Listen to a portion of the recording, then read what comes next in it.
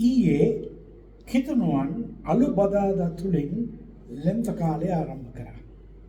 අද ඉස්ලාම් භක්තිකයන් තමන්ගේ උපවාස කාලය රමදාන් වෙනුවෙන් ආරම්භ කළා.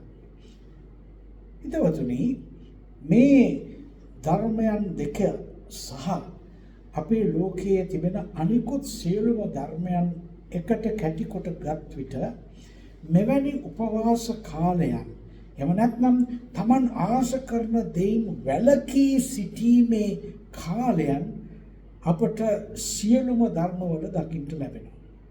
අපගේ කිතුණු ධර්මයේ තුල අපට පෙන්වා දෙන වැදගත් කාරණාවක් තමයි අපේ ජීවිතය ගැන නැවත සිතා බැලීම.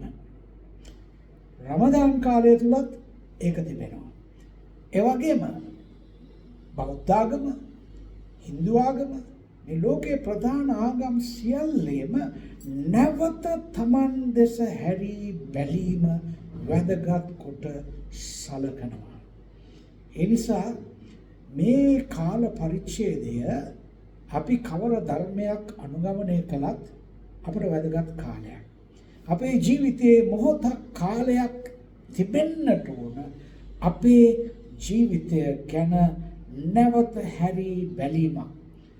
අපේ ජීවිතය ගැන Tamanම ස්වයං විවේචනයක් කරගැනීමේ මොහොත ඉතාම පූජනීය අධ්‍යාත්මයට වැදගත් වෙන කාරණාවක්.